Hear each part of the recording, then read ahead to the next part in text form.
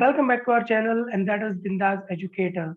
So as you can see here, we are going to start with the second lecture of surface tension, and the topic we are going to study today will be surface energy. Okay, but surface energy start करने से पहले बच्चे कुछ एक चीजें हैं, छोटी छोटी चीजें हैं जो मैं आपके साथ डिस्कस करना चाहूंगा. ठीक है कि सरफेस टेंशन को एक तो हमें पढ़ना है पहले फैक्ट्री इफेक्टिंग सरफेस टेंशन, और एक हमें ये देखना है कि जो अलग अलग शेप के जो हमारे ऑब्जेक्ट्स होते हैं, मान लेते कोई शीट है या रिंग है, तो उनकी जो हम सरफेस टेंशन फाइंड करते हैं तो वहां पर हम कैसे फाइंड करते हैं. ठीक है, तो चलिए स्टार्ट करते हैं. तो देखिए बच्चे, आज हमें पढ़ना होगा सबसे पहले. देखो, हम कुछ ऑब्जेक्ट्स जो है अपने वो डील कर लेते हैं. ठीक है, कुछ एक ऑब्जेक्ट्स जो है हम वो डील कर लेते हैं.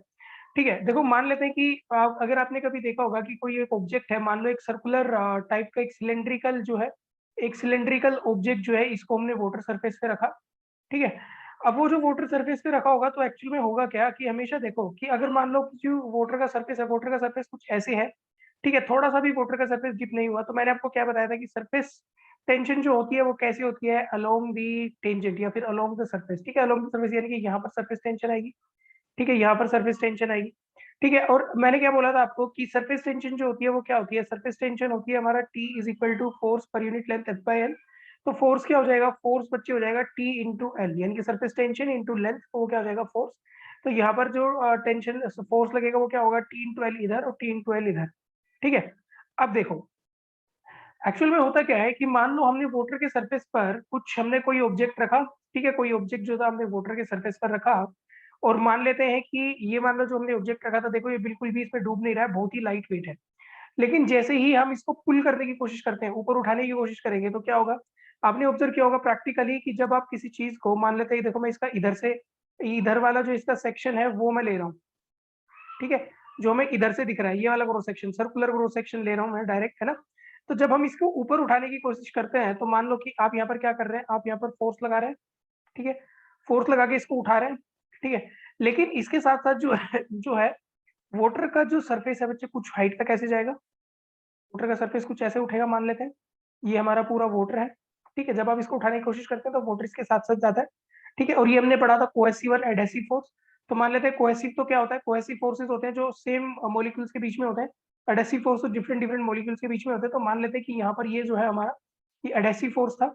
तो देखो क्या होगा, अगर यहाँ पर कुछ ऐसा हुआ अगर यहाँ पर कुछ ऐसा हो रहा है तो इसका मतलब क्या हुआ, इसका मतलब बच्चे ये हुआ कि यहाँ पर जो है, यहाँ पर ऐसे करके कुछ फोर्स लगेगा नीचे, तो सरफेस टेंशन आएगी. ठीक है बच्चे, इधर से भी एक सरफेस टेंशन आ रही होगी, और इनके अलावा इसका इसका जो mg होगा बच्चे, इसका जो वेट होगा इस ऑब्जेक्ट का वो mg भी लग रहा होगा, है ना. तो तीन फोर्सेस यहाँ पर हो गए, कौन कौन से, एक तो बच्चे की हमारा हो गया सरफेस टेंशन हो गया यहाँ पर T इंटू एल. ठीक है, एक ये सरफेस टेंशन हो गया T इंटू एल, एक इसका वेट हो गया mg. ठीक है, ये तीन फोर्सेस हो गए. यानी कि अगर हमें इस ऑब्जेक्ट को यहां से लिफ्ट करना है, if you wants to lift this object from the water surface, so the force applied should be, we can say that minimum force which should be applied is TL plus mg plus TL. So that can be written as that F minimum will be equal to how much, 2TL plus mg. Okay, so this is how it works, this is how the surface tension works. Okay, so I hope you understood this. Okay, now चलिए एक different object जो है, एक अलग type का object जो है यहाँ पर कंसीडर कर लेते हैं. ठीक है, इस बार मान लेते हैं कि हमारे पास जो है एक शीट है. ओके, दिस टाइम सपोज कि हमारे पास जो है एक शीट है. ठीक है, तो बच्चे मान लेते हैं कि हमारे पास जो है यहाँ पर एक शीट है. ठीक है, जो उसको मान लेते हैं कि वो स्क्वायर है. परफेक्ट. ठीक है, तो बच्चे इसको हम मान लेते हैं कि यहाँ पर ये स्क्वायर है. ठीक है, इसको हम मान लेते हैं यहाँ पर कि ये जो है अपना स्क्वायर है. ठीक है, तो मान लेते हैं कि ये स्क्वायर है, और इस स्क्वायर की जो हमारी साइड लेंथ्स हैं उसको हम मान लेते हैं कि इसकी जो साइड लेंथ्स हैं वो कितनी है हमारी, उसकी जो ये वाली जो साइड लेंथ है बच्ची, ये हमारी है, मान लेते हैं एल. ठीक है, तो चारों साइड्स एल एल की हो जाएंगी क्योंकि ये स्क्वायर है. ठीक है, अब ये भी कहाँ रखा है, ये भी वाटर की सरफेस पर रखा है. अब जैसे ही इसको अपलिफ्ट करने की कोशिश करेंगे तो क्या होगा, इसको वाटर सरफेस से अपलिफ्ट करने की कोशिश करेंगे तो यहाँ पर वापस से सरफेस टेंशन आएगा बच्चे. ठीक है, वापस से सरफेस टेंशन आएगा. और उस सरफेस टेंशन में वापस से क्या होगा, वापस से यहाँ पर हमारे फोर्सेस लग रहे होंगे, तो मान लेते हैं कि यहाँ पर एक आएगा, सिमिलरली यहाँ पर एक आएगा, सिमिलरली इस वाले कॉर्नर पर एक आएगा, और सिमिलरली इस वाले कॉर्नर पर भी एक आ रहा होगा, है ना। तो यहाँ से अगर देखें तो यहाँ से मिनिमम फोर्स रिक्वायर्ड क्या हो जाएगा इसको अपलिफ्ट करने के लिए। सो यहाँ से जो हो जाएगा बच्चे हमारा ये मिनिमम फोर्स जो आएगा, वो मिनिमम फोर्स क्या हो जाएगा, मिनिमम फोर्स क्या हो जाएगा, ये हो जाएगा हमारा टीएल, ये भी TL, tension into length, tension into length, tension into length, क्योंकि बच्चे ये पूरे पूरे लेंथ पर लग रहा होगा, है ना, पूरी लेंथ पर लग रहा होगा, इधर से ये वाला पूरी लेंथ पर लग रहा होगा, है ना। तो ये क्या हो जाएगा T into L, T into L, T into L, और इधर पर ये वाला पूरी लेंथ पर लग रहा होगा, ठीक है, और यहाँ पर भी पूरी लेंथ पर लग रहा होगा।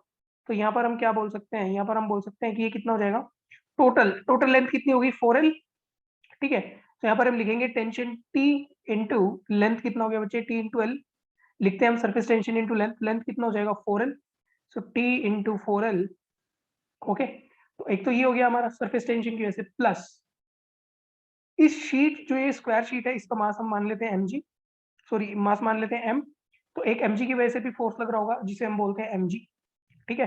तो यहाँ से मिनिमम फोर्स कितना हो गया, यहाँ से हमारा जो मिनिमम फोर्स हो गया वो कितना हो गया, वो हमारा हो गया 4TL प्लस mg, ओके। तो ये हो जाएगा हमारा इसका फोर्स, ओके। तो देखो बड़ा ही आसान सा है, कुछ नहीं करना, हमें सिर्फ इमेजिन करना है कि कितने सरफेस पर कितनी लेंथ पर यहाँ पर वाटर का जो सरफेस टेंशन है वो लगेगा, ठीक है। तो इस तरीके से अगर यहाँ पर आप, अब हम लेते हैं बच्चे देखो एक डिस्क, ठीक है। तो अब अगले वाले में हम क्या ले लेते हैं, अगले वाले में हम एक डिस्क ले लेते हैं, चलिए बात कर लेते हैं डिस्क की, ठीक है। तो ये मान लेते हैं इस बार हमारे पास क्या है, हमारे पास एक डिस्क है, मान लेते हैं ये हमारे पास एक डिस्क है, ठीक है। और ये अगर हमारे पास एक डिस्क है तो चलिए इसको एक बार डिस्क को अच्छे से बना लेते हैं। ये बच्चे मान लेते हैं कि देखो हमारे पास एक डिस्क है, ठीक है। अब ये डिस्क जो है, अब मान लेते हैं इस डिस्क की जो रेडियस है, ठीक है, इस डिस्क की जो रेडियस है वो रेडियस हम मान लेते हैं कि इसकी रेडियस कितनी है, रेडियस है इसकी आर, ठीक है, रेडियस इसकी हम मान लेते हैं कैपिटल आर। तो अगर ये इसकी रेडियस हो गई, अब देखो इसकी जो सरकमफ्रेंस है, इसकी जो ये सरकमफ्रेंस है, इसकी सरकमफ्रेंस पे पूरे पे क्या होगा, जैसे ही इसे वाटर से हम अपलिफ्ट करने की कोशिश करेंगे तो क्या होगा, यहाँ पर इन पूरे सरफेस पर क्या होगा, सरफेस टेंशन लगेगा पूरी सरकमफ्रेंस पर, ठीक है। तो इस बार जब हम यहाँ पर फोर्स निकालेंगे तो कितना फोर्स चाहिए होगा इसको अपलिफ्ट करने के लिए, इसको अपलिफ्ट करने के लिए कितना फोर्स चाहिए होगा, फोर्स एफ मिनिमम लिख लेते हैं, यानी कि मिनिमम फोर्स इसको अपलिफ्ट करने के लिए कितना चाहिए होगा, एक तो इसका मास और जी mg plus tension into length, और लेंथ क्या हो जाएगी बच्चे इसकी सरकमफ्रेंस के बराबर, यानी कि 2πr, ठीक है। तो यहाँ से जो मिनिमम फोर्स की जो वैल्यू आ जाएगी वो कितनी आ जाएगी, that F minimum will be equal to mg plus 2πr into T, ठीक है। तो ये जो है ये हो जाएगा हमारे डिस्क के लिए, ठीक है बच्चे। देखो बड़ी ही आसान सी चीजें हैं, हमें कुछ नहीं करना, हमें सिर्फ ये देखना है कि कितनी लेंथ पर सरफेस टेंशन लगेगा, ठीक है। और हमेशा सरफेस टेंशन क्या लगता है, सरफेस टेंशन हमेशा लगता है फ्री वाले सरफेस के साथ, है ना। तो ऐसा नहीं है कि इसके पूरे एरिया में इसके नीचे भी तो वाटर होगा, उसके उस पर भी सरफेस टेंशन लगेगा, नहीं, उस पर सरफेस टेंशन नहीं लगेगा बच्चे, हमारे सरफेस टेंशन लगता है फ्री सरफेस पे, यानी कि ये वाला जो इसका जो सरकमफ्रेंस होगा, है ना। चलिए अब थोड़ा आगे बढ़ लेते हैं, अब बच्चे बात कर लेते हैं रिंग की, कि अगर हमारे पास कोई रिंग है, ओके, चलिए देख लेते हैं। अब अगर हमारे हम बात करते हैं बच्चे किसी रिंग की, ठीक है, अब हम बात कर लेते हैं रिंग की, डिस्क की हमने बात की, अब हम बात कर लेते हैं यहाँ पर रिंग की, ठीक है। चलिए अब रिंग में देखो क्या होगा, अगर हम रिंग की बात करते हैं तो रिंग में देखो क्या होगा, मान लेते हैं हमारे पास एक रिंग है, ठीक है। तो आप खुद से आंसर देने की कोशिश करिएगा।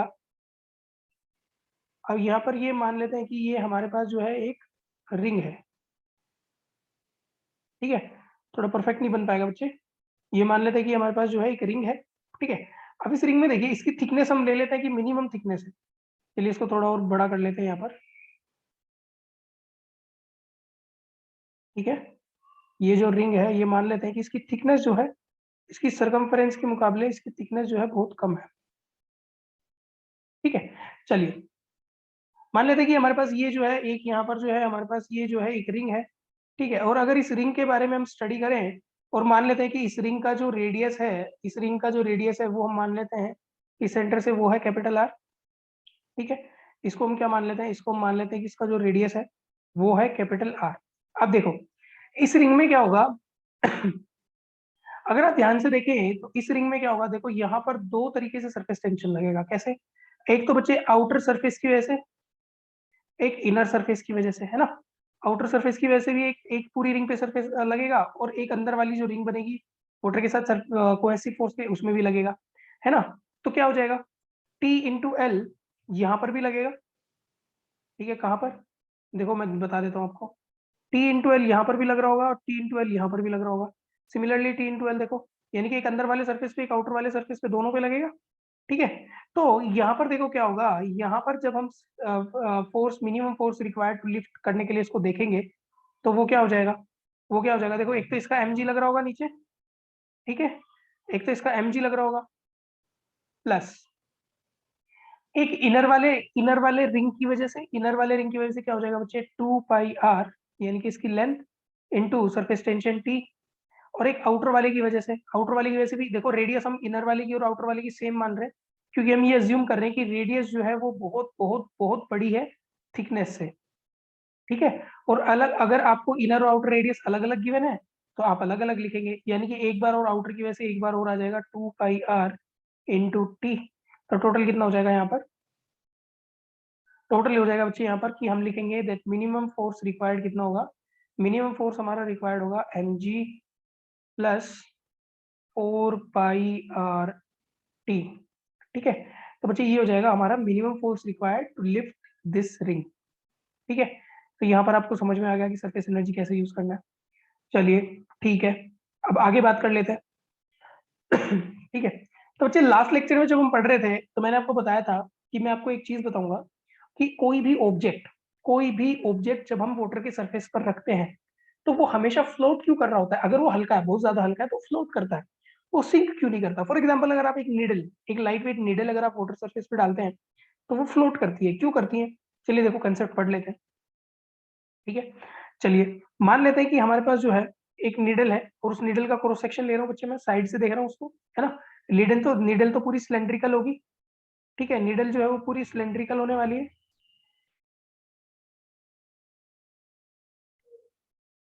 ठीक है। लेकिन हम पूरे सिलेंडर को ना देख के उसका सिर्फ ये क्रॉस सेक्शन देख रहे हैं, है ना। तो बाकी पार्ट को मैं रब कर देता हूँ यहाँ पर, ठीक है। चलिए अब होगा क्या, जैसे ही इस नीडल को हमने वाटर के सरफेस पर रखा तो क्या होगा, वाटर का सरफेस मान लेते हैं कुछ ऐसा था, तो जैसे ही इसको रखा तो इसकी वेट की वजह से वाटर का सरफेस कुछ डीप हुआ।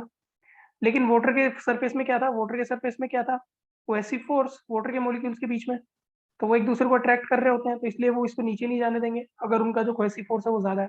तो उसकी वजह से देखो क्या होगा, उसकी वजह से यहाँ पर क्या होगा कि यहाँ पर जो है बच्चे सरफेस टेंशन डेवलप होगा, ठीक है।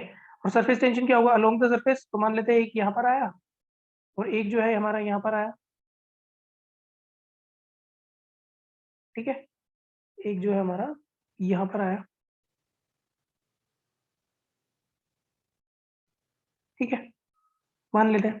अब बच्चे हम यहाँ पर अज्यूम करते हैं कि ये जो एंगल जो है हमारा, ठीक है, मान लेते हैं कि ये हॉरिजॉन्टल के साथ जो है, ये मान लेते हैं हमारी हॉरिजॉन्टल डायरेक्शन है, इधर से भी मान लेते हैं कि हमारी हॉरिजॉन्टल डायरेक्शन है। तो बच्चे सरफेस टेंशन क्या होगा, टी इंटू एल, और इधर पर भी क्या हो जाएगा, टी इंटू एल।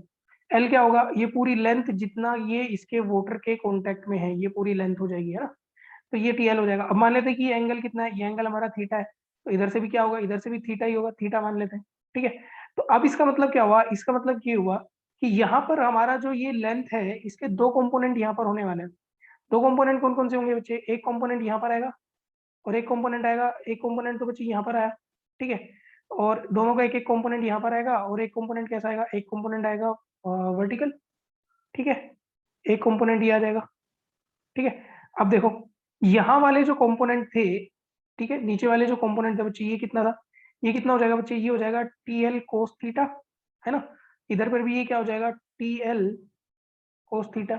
और जो ये ऊपर वाले कंपोनेंट है ये कितने हो जाएंगे, टी एल साइन थीटा।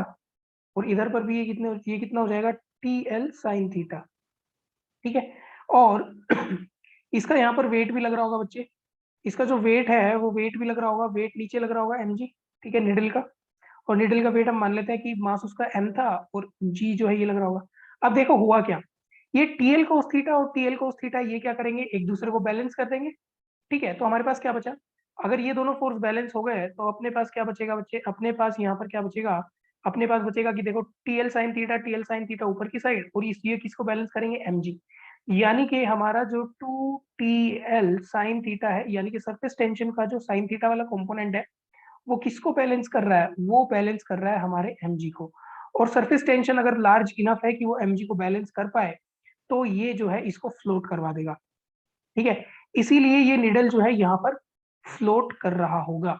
ठीक है, और यही मैंने आपको बोला था कि हमारे फ्लोटिंग के लिए जो कंडीशन है, ठीक है, तो वो जो कंडीशन है वो हम पढ़ने वाले थे, ये मैंने आपको लास्ट लेक्चर में बोला था। और ये देखो ये कंडीशन आ गई है हमारी, ये हमारी फ्लोटिंग कंडीशन है कि अगर हमारी सरफेस टेंशन जो है, surface tension is balancing our weight. ठीक है, surface tension is, surface tension is balancing, balancing weight. ठीक है, ये जो है यहाँ पर वेट को बैलेंस कर रही है। ठीक है, तो ये हो जाएगा बच्चे हमारा यहाँ पर।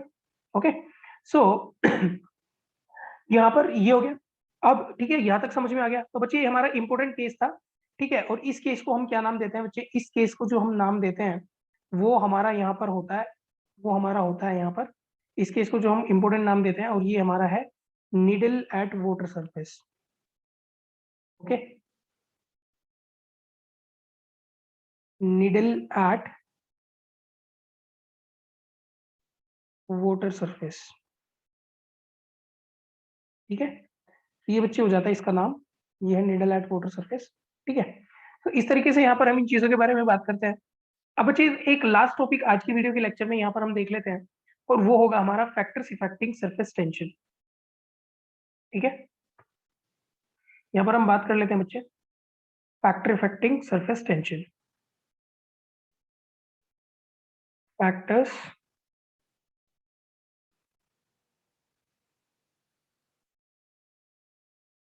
Affecting surface tension. ठीक है, अब देखो, अगर हम यहाँ पर फैक्टर इफेक्टिंग सरफेस टेंशन के बारे में बात करते हैं, ठीक है, तो देखो यहाँ पर दो चीजें हो सकती है। ठीक है, दो चीजें कौन कौन सी होगी, दो फैक्टर होते हैं बच्चे फैक्टर इफेक्ट करने वाले, यहाँ पर हमारे दो फैक्टर हो सकते हैं।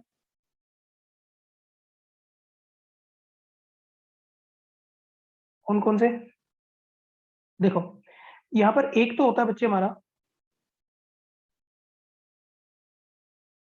ठीक है, नंबर वन जो होगा हमारा यहाँ पर, नंबर वन होगा यहाँ पर हमारा टेम्परेचर। ठीक है, फर्स्ट फैक्टर जो होगा वो क्या होगा हमारा, टेम्परेचर। बच्चे आपको पता है कि हमारे जो ये सरफेस टेंशन होती है, इस सरफेस टेंशन का रीजन क्या है, इस सरफेस टेंशन का रीजन है कोहेसिव फोर्स।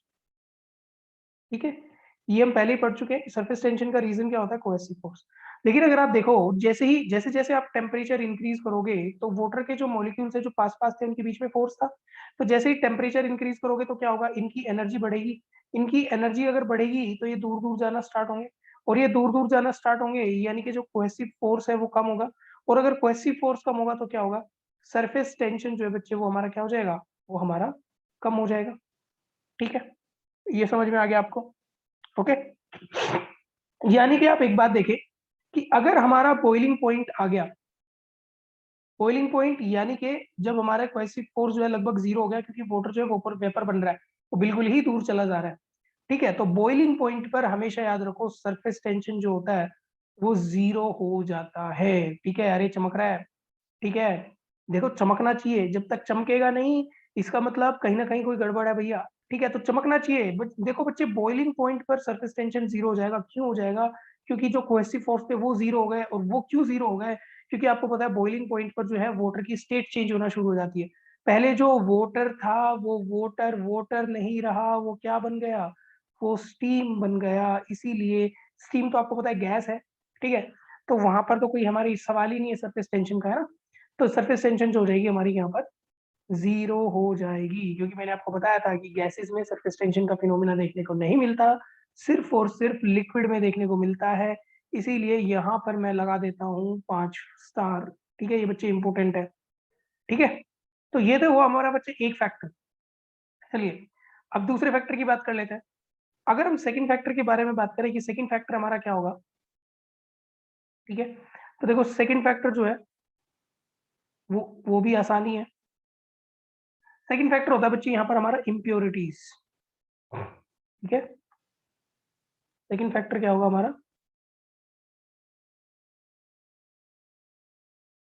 इम्प्योरिटीज। ठीक है, इम्प्योरिटीज से क्या इफेक्ट पड़ेगा। देखो बच्चे, होता क्या है कि देखो इम्प्योरिटीज भी हमारे पास दो टाइप की होती है।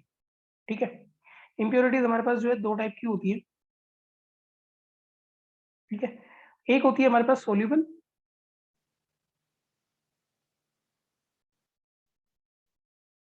ठीक है, और दूसरी हमारे पास होती है लेस सोल्यूबल। जो चीज सोल्यूबल वाली होती है, ये जो सोल्यूबल होती है ये वाटर में डिसोल्व होती है, तो करती क्या है, ये क्या करती है, वाटर की विस्कोसिटी को जो है इंक्रीज कर देती है।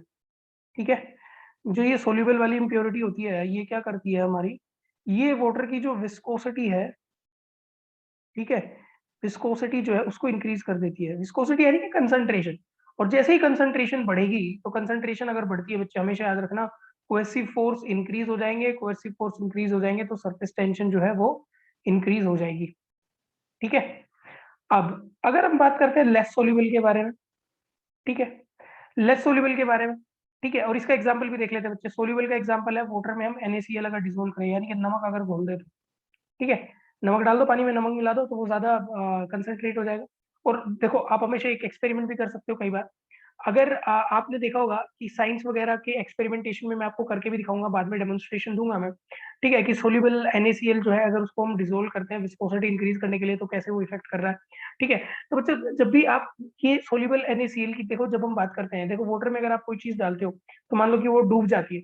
ठीक है, आप उसमें बहुत ज्यादा नमक आपने डिसोल्व कर दिया, बहुत ज्यादा नमक डिसोल्व कर दिया, तो बहुत ज्यादा नमक डिसोल्व करने के बाद वाटर की जो विस्कोसिटी होगी वो इंक्रीज होगी।